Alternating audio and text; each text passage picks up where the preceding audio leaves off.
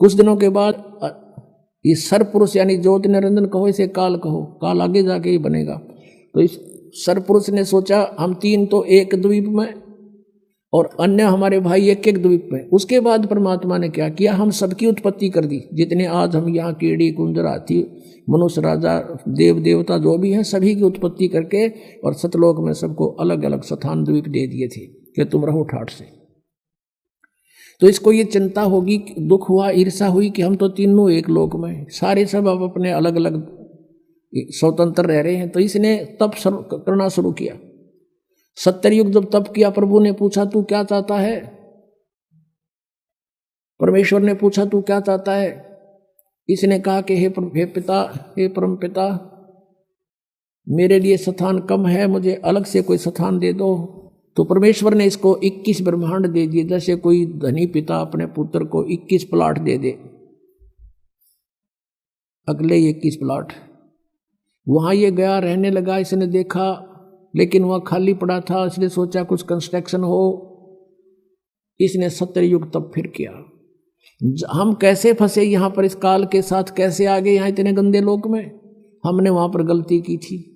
हमारे पिता ने हमारे को सब सुविधाएं दे रखी थी, कोई असुविधा नहीं थी किसी प्रकार की भी। हम अजर अमर थे, हम सदा युवा रहते थे। हमारे परिवार थे वहाँ पर, पूरे ग्रुप के ग्रुप, परिवार के परिवार थे। सतलोक में सृष्टि है ऐसी ही है, लेकिन वहाँ के हंस आत्मा है, वहाँ मृत्यु नहीं होती, बुढ़ापा नहीं होता, सदाबहार वृक्ष रहते हैं, कोई राग द्वेष नहीं, कोई भाई बंटवारा नहीं। और ये राधा स्वामी वाले जितने भी है सब कहते हैं सतलोक में तो प्रकाश ही प्रकाश है।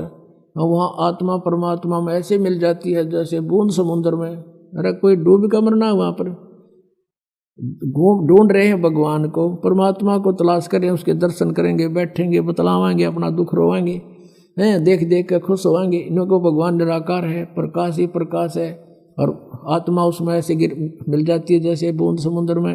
ये तो एक डूब का मरने वाली बात होगी, है किसी में मत चलो, कहोगे चलो समुद्र में डूब मरो भगवान मिलेगा, लो अभी ना जाओ। तो ये मूर्ख बना रखे हमने, उन नहीं पता है ना सतलोक का बेरा। इन जाने वालों ने पता है उड़ा जाना उड़ा कुछ है को नहीं है। तो बात बात वो बनाओ सुन लेते हैं श्रद्धालु। तो वहाँ पर सृष्टि है, एज इट इज है, भगवान मनुष्य दृश्य है। उसके एक रोमकूप में करोड़ सूर्य मिला दे, करोड़ चंद्रमा, इतनी रोशनी उस माल्य के वहाँ के रूप में। वहाँ से वो हल्के तेज पुंज का रूप बनाकर सरल करके यहाँ आता है। वेद भी बता रहे हैं, और ये 600 साल पहले परमात्मा ने अपनी महिमा आप बता रखी है कबीर वाणी में।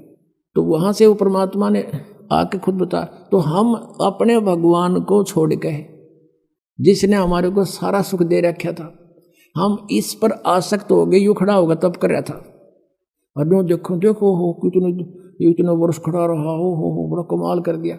अब हमारे ये बीमारी वहाँ से लगी थी बुराई। जैसे अब है एक हीरो या हीरोइन, अभिनेता अभिनेत्री, अपने पेट के लिए नाचा कूदी उछलम कूदम मेकअप करते, और हम उन पर आसक्त होते हैं। यहाँ एक बरुवाला में या हिसार में कोई एक्टर आ जा, नेता अभिनेता आ जाए, और देखो नौजवान लड़के और लड़कियों की लाइन लग जाएगी, हजारों की संख्या में इकट्ठे हो जाएंगे, और दूर तो देखेंगे वो खड़ा वो खड़ी, सारे दिन धक्के खा के नो के नो आ जाएंगे। बताओ सो खड़े तर वो खड़ी, तो उन्हें क्या मिल गया। वो अपने पेट के लिए भटक रहे हैं, और हम उनको देख कर आसक्त हो रहे हैं, और कहते हैं मेरा फेवरेट वो है ये हीरो, फेवरेट। इन फेवरेट ने मार दिया हम, यूँ हमारा फेवरेट हीरो हो गया वहाँ पर सतलोक में। और परमात्मा ने आकाशवाणी की कि बच्चों तुम इसने ना देखो, मस्त रहो, भक्ति करो, चैन से रहो, इसका कर्म ठीक नहीं है। ये परमात्मा ने इसको मना किया था, पर इसने ये माना नहीं। और हमें भी मना किया था कि इसकी तरफ ना ध्यान दो, तुम मस्त रहो। लेकिन हम ऊपर से तो सावधान हो गए, पर अंदर से कसक नहीं गई, इसके प्रति कति फिट हो गया, आकर्षित हो गए, अंदर से कसक बन गई जबरदस्त। वो तो अंतर्यामी सारी जानते हैं। जब इसने दूसरी बार तप किया, तब पूछा भी क्या मांगता है तू, 70 युग तप किया। तब इसने कहा प्रभु मुझे कुछ कंस्ट्रक्शन सामग्री दे दो ताकि मैं कुछ रचना रचूं। परमात्मा ने 5 तत्व और 3 गुण दे दिए कि ले बेटा खेल खिलौनों से। इसने सोचा भी ये भी बना लूंगा, लेकिन जीव नहीं है तो मैं करूंगा क्या, मुझे आत्मा भी चाहिए, अकेले का दिल नहीं लगे। तब इसने 64 युग तब फिर किया। तब प्रभु ने पूछा क्या मांगता है बोल। तूने जो मांगा मैंने सब दे दिया। तब इसने कहा कि मुझे कुछ जीव दे दो, आत्मा दे दो प्रभु। अब परमेश्वर ने कहा कि भाई ये आत्मा नहीं दे सकता तुझे किसी भी सूरत में। हाँ तुझे और प्लाट चाहिए और दे दूंगा ब्रह्मांड, 5, 7, 10 चाहिए, ये नहीं दे सकता क्योंकि ये मेरी आत्मा है, मेरे वचन से उत्पन्न हुई है, मेरी हृदय है, ये मेरी आत्मा है, ये नहीं दे सकता। लेकिन एक शर्त है, यदि कोई स्वयं तेरी स्वेच्छा से जाना चाहता है तो जा सकता है। जा पूछ ले। तू हमारे पास आया, जितने हम यहाँ फंसे हुए हैं, हमसे पूछा क्या मेरे साथ तुम चलोगे? अलग से मैंने तप करके अलग से राज्य प्राप्त किया है, वहाँ ऐसे रहेंगे, ऐसे देव बनाऊंगा, महादेव बनाऊंगा, हैं दूधों की नदी बहाऊंगा। अब वहाँ कोई कमी थी हमने, लेकिन बुद्धि भ्रष्ट होगी। हम बोले ठीक है, पिताजी आज्ञा दे देंगे तो हम चल पड़ेंगे।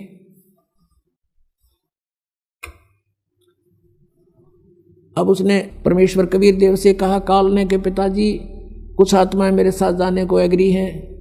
परमेश्वर ने कहा कि मेरे सामने स्वीकृति दिला दो। परमेश्वर आए वहाँ से स्वयं और हमारे पास आकर खड़े हो गए। परमेश्वर ने कहा कि बोलो भाई कौन जाना चाहता है इसके साथ, हाथ खड़ा करो। अब परमात्मा ने पहले तो हमें मना किया था कि इस पर आसक्त मत हो, हम शर्मिंदे हो गए, नीचे को मुंह कर लिया, कोई नहीं बोला, सन्नाटा छा गया।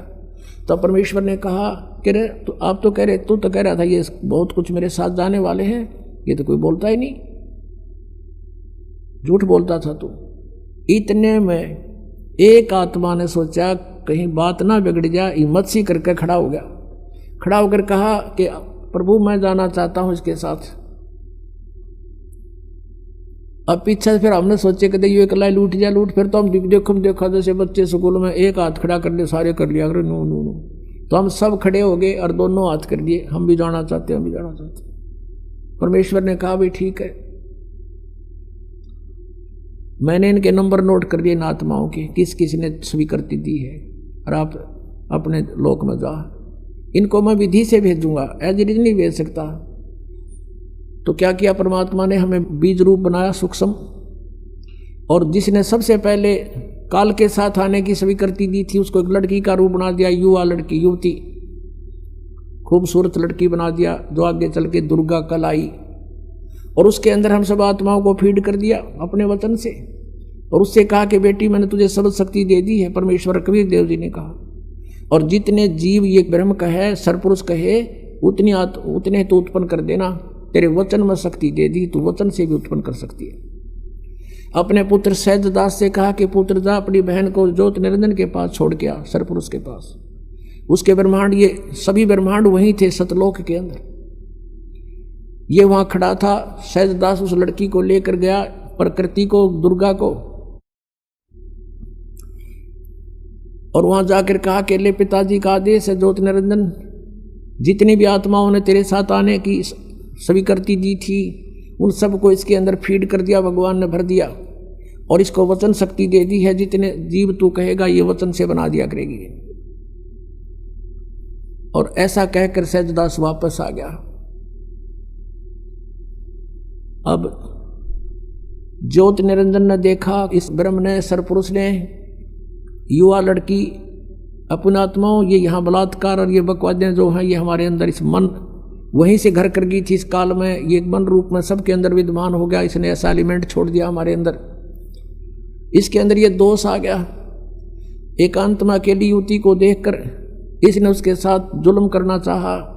लड़की भी भांप गई इसके इरादे को और कहा कि ज्योति निरंजन बात सुन, तू मेरा बड़ा भाई, तू मेरे से पहले उत्पन्न हुआ, अंडे से परमात्मा का ही उत्पन्न किया हुआ है और उसी से मेरा जन्म हुआ।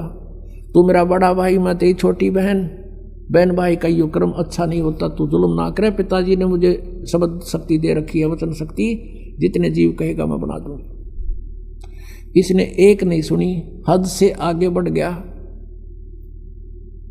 लड़की ने अपनी इज्जत सुरक्षा के लिए कुछ ना पाया तो उसने छोटा रूप बनाया, और इसने बकवाद के लिए मुंह खोल रखा था, मुंह के माध्यम से पेट में चली गई। वहां से परमेश्वर कबीर देव अपने पिता से पुकार की, भगवान मेरी रक्षा करो। परमात्मा ने कहा जोगजीत, सहजदास जाओ उसके पास, और परमेश्वर स्वामी आए, अपने पुत्र का रूप बना के, और कहा जो ज्योति निरंजन तूने जुल्म कर दिया, ऐसे पवित्र लोक में जो ऐसी गलती करता उसको ये सजा है कि तू आज से काल कहागा 1,00,000 मानव शरीरधारी प्राणियों को नित्य खाया करेगा, 1.25 लाख उत्पन्न करेगा। आज से तेरा नाम काल होगा। लड़की को दुर्गा को उसके पेट से निकाल दिया और उन दोनों को 21 ब्रह्मांड समेत सतलोक से निष्कासित कर दिया। 16 शंख कोश की दूरी पर 21 ब्रह्मांड आकर रुक गए और यहाँ फिर अपने मालिक की विधि अनुसार ये चक्र काटने लगे। अब काल ने फिर सोचा कि अब मेरा कौन के बिगाड़ेगा, जो इन्होंने सजा देनी थी मुझे दे दी। दुर्गा के साथ फिर दुर्व्यवहार शुरू किया। इसने फिर प्रार्थना की कि ज्योति निरंजन, पहले तो तू मेरा बड़ा भाई, मैं तेरी छोटी बहन, दूसरे मैं तेरे पेट से बाहर आई हूँ, तेरी बेटी होगी। यानी इसने अपनी इज्जत बचाने के लिए सब कुछ कह दिया, पर इसका कोई असर नहीं हुआ। परमात्मा ने देखना था कि ये कितना बकवाद कर सकता है, और लड़की को प्रजनन इंद्री भी अपनी तरफ से नहीं लगाई थी। इसने अपनी सिद्धि शक्ति से नाखूनों से प्रजनन इंद्री बनाई और दुर्गा के साथ विलास किया। 3 पुत्रों की उत्पत्ति की। बड़े का नाम ब्रह्मा, दूसरे का विष्णु, तीसरे का शिव हुआ। अब मैं तुमसे कहूँ चिताई, त्रिदेवन की उत्पत्ति भाई। ज्ञानी सुने सो हृदय लगाई, मूर्ख सुने तो गम ना पाई। माष्टंगी पिता निरंजन, ये जमदारुण वंशन अंजन। पहले की निरंजन राई, पीछे से माया उपजाई। माया रूप देख अति शोभा, देव निरंजन तन मन लोभा। निरंजन की ने भोग विलासा, माया को रही तब आशा। 3 पुत्र अष्टंगी जाए, ब्रह्मा विष्णु शिव नाम धराए। 3 देव विस्तार चलावे, इनमें यो जग धोखा खावे। 3 गुणों की भक्ति में ये भूल पड़ो संसार, कह कबीर निज नाम बिना कैसे उतरो पार। 3 देव की जो करते भक्ति, उनकी देना होए मुक्ति। बोलो सतगुरुदेव।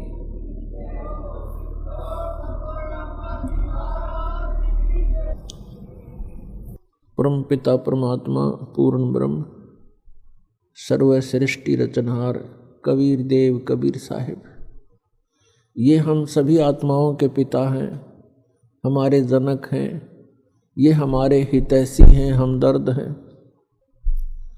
और हम जिस लोक में रह रहे हैं ये अपना मूल ठिकाना नहीं है। हम यहाँ के वासी नहीं हैं, यहाँ हम सुखी नहीं हो सकते। और जिन आधारों को हम सुख मान रहे हैं, निसंतान सोचता है मुझे संतान हो जावे मैं सुखी हो जाऊंगा। निर्धन सोचता है मैं धनवान हो जाऊं सुख होगा। धनवान को सुख सपने में भी नहीं होता। धनवान सोचता है राजा लोग सुखी होंगे, राजा सोचते हैं कि स्वर्ग के देवता सुखी होंगे। देवता सोचते हैं कि इंद्र स्वर्ग का राजा सुखी होगा। इंद्र सोचता है ब्रह्मा विष्णु महेश सुखी होंगे। और ब्रह्मा विष्णु महेश, उनका जीवन देख लो, सुख का सांस नहीं। श्रीमद् देवी भागवत के अंदर स्वयं भगवान विष्णु ब्रह्मा जी से कह रहे हैं, ब्रह्मा जी पूछ रहे हैं कि आप तो सर्वेश्वर हो, आप भी ध्यान क्यों लगाए बैठे हो, किसका ध्यान करते हो, किस देवता की पूजा करते हो। भगवान विष्णु कहते हैं मैं दुर्गा का ध्यान करता हूँ, देवी का, शक्ति का। और मेरे विचार में, मेरे जानकारी में इससे बड़ी कोई शक्ति नहीं, इससे बड़ा कोई प्रभु, कोई देव नहीं। और मैं अधिकतर तप करता रहता हूँ।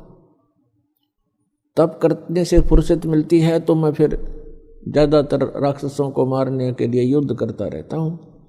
थोड़ा बहुत सौभाग्य मिलता है, कुछ समय मिलता है, कुछ देर लक्ष्मी के पास रह पाता हूँ। इससे सिद्ध है कि ब्रह्मा विष्णु महेश सुखी नहीं।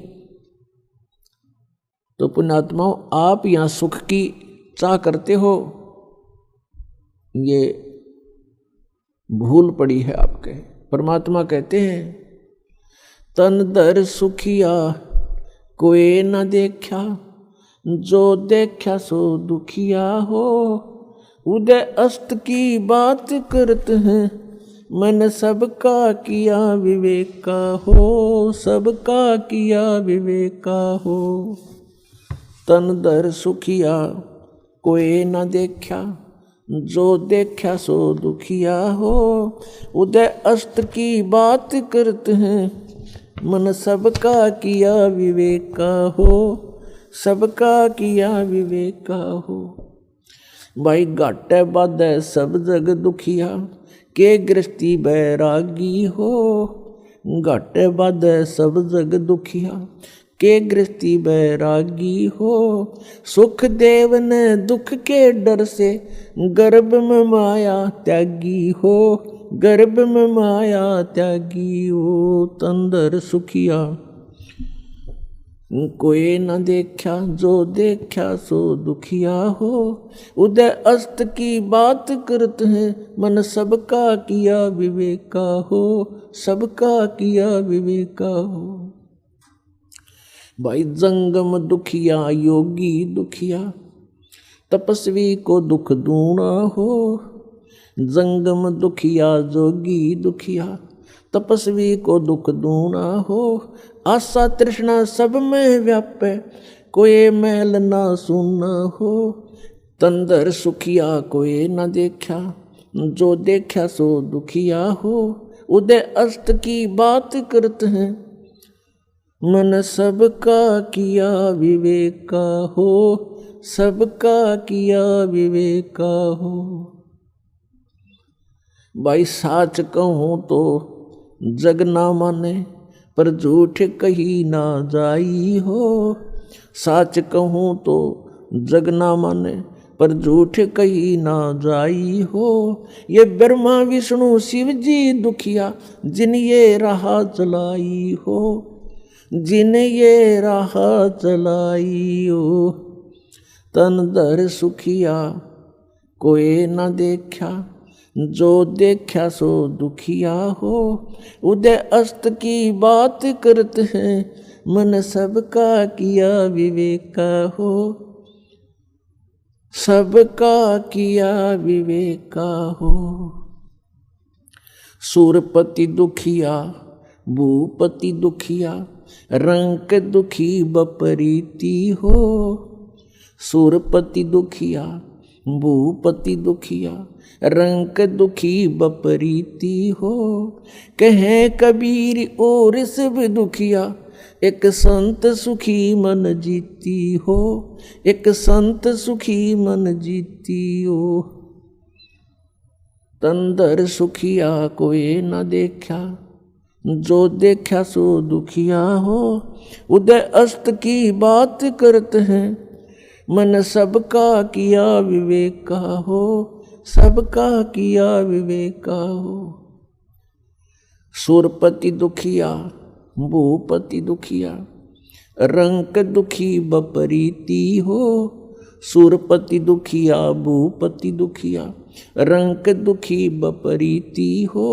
कहे कबीर और सब दुखिया, एक संत सुखी मन जीती हो, संत सुखी मन जीती हो।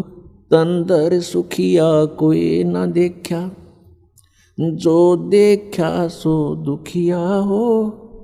उदय अस्त की बात करते हैं, मन सबका किया विवेक का हो, सबका किया विवेक का हो। परमात्मा हमें याद दिलाते हैं कि पुण्यात्माओं, तुम काल के जाल में फंसे हुए हो और जिस सुख को तुम छोड़ आए हो सतलोक में, उसको तुम यहां खोज रहे हो। जो सुख आपको अपने घरों में होता है, उस फैसिलिटी को आप जेल में चाह रहे हो, वो कभी नहीं हो सकती। तो ये 21 ब्रह्मांड जेल है काल की। 21 ब्रह्मांड ये काल की कैद है, इसमें हम बंद हैं, कर्मों का दंड हम भोग रहे हैं और संस्कारों के बंधन से, रस्से से, बेड़ियों से हमें बांध रखा है और इस जेल में हम सुख ढूंढ रहे हैं। ये हमारी अज्ञानता और भोलापन है। इसके विषय में भगवान बता रहे हैं कि तन धर सुखिया कोई नहीं देखा। हमने, परमात्मा कहते हैं, इसी 21 ब्रह्मांड में दौरा कर लिया, कोई भी जीव सुखी नहीं पाया हमने। परमात्मा कहते हैं हम ब्रह्मा के पास गए तो वो महादुखी, विष्णु के पास गए उसने भी सैकड़ों चिंताएं अपनी बताई, शंकर जी के पास गए वो भी दुखी। और फिर कहते हैं कोई पूरी पृथ्वी का शासक हो, भूपति यानी पूरी पृथ्वी का शासक हो, उदय अस्त का राज जिसके पास हो, उदय माने जहाँ से सूर्य निकलता है, अस्त जहाँ छुपता है, अर्थात पूरी पृथ्वी पर जिसका शासन हो, वो राजा भी सुखी नहीं देखा हमने। फिर बताते हैं, देखो एक परिवार का मुखिया वो प्रबंधक होता है अपने परिवार का, और 5-4 सदस्यों के अरेंजमेंट में वो महादुखी हो लेता है, टेंशन हो जाती है, रात को नींद भी नहीं आती उसको। और राजा एक अक्षेत्र का प्रबंधक होता है, मुखिया होता है, तो वो कैसे सुखी हो सकता है? ये तो हमारी एक अज्ञान, हमने सुख के नापण का आधार गलत ले रखा है, जिस कारण से हमने महादुखी आदमी व्यक्ति सुखी दिखाई देता है। उसके लिए परमात्मा हमें बताना चाहते हैं कि भाई घाटे बाद सब जग दुखिया। घाटा मीन हानि होगी किसी व्यवसाय में, वो तो नेचुरल दुखी। और जिसके घना धन हो गया वो महादुखी। 100 अरेंजमेंट सोचेगा, 20 लाख का बेनिफिट हो गया तो 50 लाख की कोई फैक्ट्री ला लेगा, अगले दिन मजदूरा हड़ताल कर माथा टेक कर बैठ जाएगा, क्या होगा मेरे 1 करोड़ डूब गया, फलान डूब गया, रात दिन नींद नहीं आती उसको। कहने का भाव ये है कि यहाँ कोई प्राणी सुखी नहीं, घाटे बाद सब जग दुखिया। के गृहस्थी बैरागी हो, जैसे किसी ने घर त्याग दिया, बैराग ले लिया, जंगल में जा बैठा, वन में। अब वन में फिर सारी समस्या करते भी ज़्यादा, मच्छर न्यारे खावें, मक्खी सतावें, डांस लड़े, गर्मी सर्दी सतावे, और फिर भूख लग गए, फिर गांव में जावे, दिए माई उड़े अलख जगावे, फिर झोंपड़ी गाले, 100 व्यवस्था फिर कर ली। परमात्मा कहते हैं जो वास्तविक विधि है परमात्मा की भक्ति करने की, उससे तुम अपरिचित हो, और इस काल की प्रेरणा से प्रेरित होकर के साधकों ने अपने मन मुखे आचरण शुरू कर दिए। कोई व्रत रखता है, कोई झरनों में बैठकर जलधारा लेता है, कोई 5 धूणे लगाकर अग्नि जलाकर बीच में बैठकर ढोंग करता है, कोई ऊपर बैठकर ऊंचे से स्थान पर जहाँ से सबको दिखाई दे इसी स्थान पर चमटा गाड़ के बड़ा बैठ जाएगा आसन पद्म लगा के, कि बड़ा साधक है, और जनता दूर से देखेगी महात्मा तपस्या कर रहा है। फिर वहाँ जनता की लाइन लग जाएगी, दर्शनार्थ चढ़ावा चढ़ाने लग जाएंगे, दान करने लग जाएंगे। तो ये जो साधनाएं हैं ये शास्त्र विधि त्याग का मनमाना आचरण है।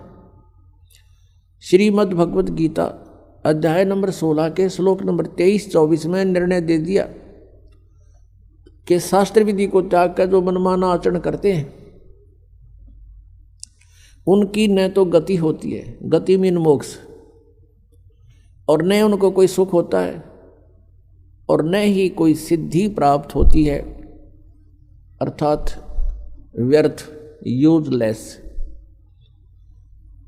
फिर गीता जी अध्याय नंबर 16 के श्लोक 24 में कहा है कि इससे तेरे लिए अर्जुन कर्तव्य और अकर्तव्य की व्यवस्था में है, कौन से कर्म करने योग्य हैं, कौन सी क्रियाएं ना करनी चाहिए, उनका निर्णय सदग्रंथ ही प्रमाण है, नथिंग एल्स। सदग्रंथ कौन कौन से है? पुण्यात्माओं, पवित्र 5 वेद। आप जी ने केवल 4 वेद सुने हैं, ऋग्वेद, यजुर्वेद, सामवेद और अथर्ववेद। एक 5वां वेद है जो इन 4 वेदों की माँ है, उसको सूक्ष्म वेद बोलते हैं। सूक्ष्म वेद संत भाषा में, और उसको तत्व वेद भी कहते हैं, तत्व ज्ञान भी कहते हैं।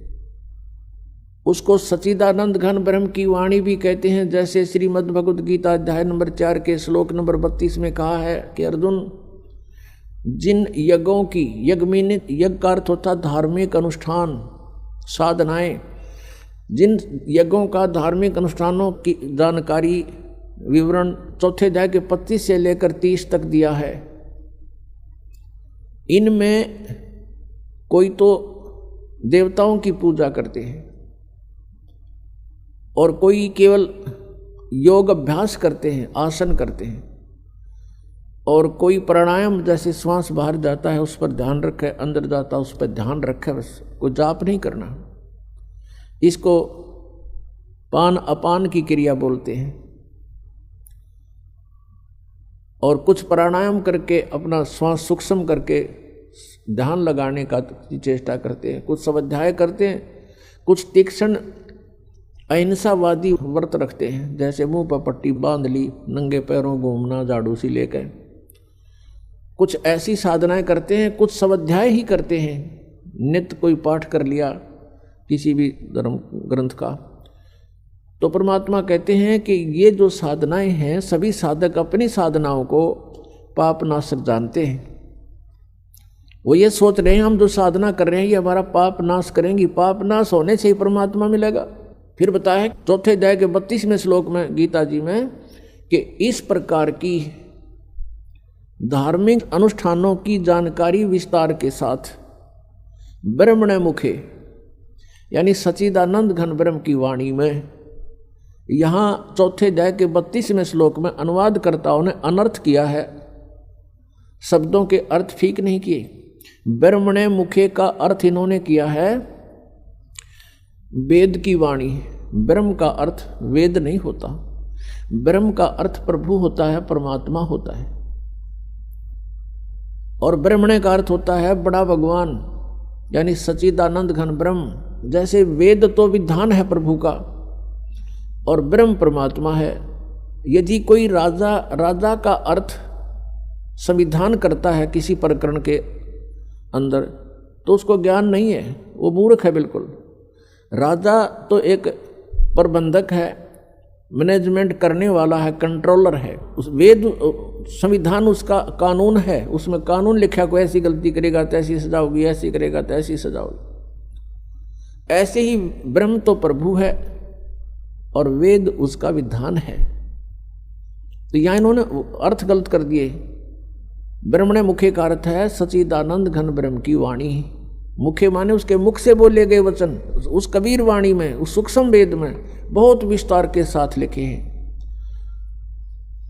और उस ज्ञान को चौथे अध्याय के 34वें श्लोक में कहा कि वो तत्व ज्ञान है। उस तत्व ज्ञान को तू तत्वदर्शी संतों के पास जाकर समझ। इससे सिद्ध है कि गीता ज्ञानदाता भी उस सूक्ष्म वेद से परिचित नहीं है। तो इससे यह भी सिद्ध हुआ कि सूक्ष्म वेद की जानकारी श्रीमद् भगवद गीता में नहीं है। ऐसे ही पवित्र चारों वेदों का वक्ता ब्रह्म कहा जाता है। ब्रह्म यही ज्योति निरंजन जो जिसने गीता बोली श्री कृष्ण जी में प्रवेश करके। ऐसे ही उसने वेदों को परमात्मा की दया से उसने एकदम बाहर निकाले थे, फिर उनको स्वयं पढ़ा, फिर स्वयं पढ़ करके उसको अन्य ऋषियों को अंदर प्रवेश करके उसने ये ज्ञान बोला। और ब्रह्मा जी को चारों वेद एज इट इज लिखे हुए लिखित रूप में दिए गए थे। तो पुण्यात्माओं, यहाँ पर बहुत सी ऐसी धारणाएं होती हैं क्योंकि हम आध्यात्मिक ज्ञान से अपरिचित हैं और जिस कारण से हम इन बातों को स्वीकार करने को तैयार नहीं होते। इन माइंडलेस मैन जो थे, महर्षि को आया करते थे, जिनको ज्ञान कति नहीं था, वो कहते हैं कि सृष्टि के प्रारंभ में कागज कहाँ से आगे, लिख कैसे दिया, आदमी कहाँ से आगे फिर प्रारंभ में। कहते हैं व्यक्ति तो भगवान ने उत्पन्न कर दिया, फिर एक कागज उत्पन्न करते भगवान का के माट लग जाएगी। ऐसी बेतुकी बातों पर जीव को अड़ा कर रख दिया। तो इस प्रकार हमने अध्यात्म ज्ञान को समझने के लिए अगरम मगरम छोड़नी पड़ेगी। हमारे अंदर ये भावना आ जानी चाहिए भगवान जो चाहे सो कर सकता है। एक वचन में सब ब्रह्मांडों की रचना कर सकता है, एक सेकंड के अंदर सबका विनाश करके इनको तय करके रख सकता है। और दूसरी सेकंड में एज इट इज कर सकता है, जैसे आप बैठे हो एज इट इज न्यू का न्यू वहीं से शुरू करवा दे आपके जीवन को। इसका नाम समर्थ शक्ति परमात्मा कबीर देव है। मोला थल से जल करे और जल से थल कर देत, हे साहेब तेरी साहेबी अब श्याम को हुक सवेत। परमात्मा सब कुछ कर सकते हैं। जब तक आपके मन में ये खरपतवार भरा पड़ा है, खुरापात भरे हैं, ऐसा नहीं हो सकता वैसा नहीं हो सकता, तो आप इस अध्यात्म ज्ञान को नहीं समझ सकते, फिर आपका प्रयत्न व्यर्थ होगा। पुण्यात्माओं, श्रद्धालु की श्रद्धा ब्लाइंड होती है, वो ब्लाइंड फेथ करता है और ऐसे ही करना चाहिए। लेकिन उस श्रद्धालुओं की श्रद्धा का, उस स्वभाव का जो एक श्रद्धालु के अंदर होता है, वो ब्लाइंड फेथ करता है अपने गुरुओं पर, ऋषियों पर, जो वो बताते हैं, टीचर्स पर, जो टीचर होते हैं आध्यात्मिक टीचर। और उन्होंने श्रद्धालुओं ने इन अज्ञानियों को महर्षि मंडलेश्वर और परम धड़ी मान लिया, सतगुरु समझकर उन पर विश्वास कर लिया, उन्हें जो वचन कहे धार लिए, शिरोधार्य कर लिए। वो दुरुपयोग किया उन्होंने, अभी तक मूर्ख बना रहे हैं, उनको खुद ज्ञान नहीं, श्रद्धालु उनके पीछे लगे हुए।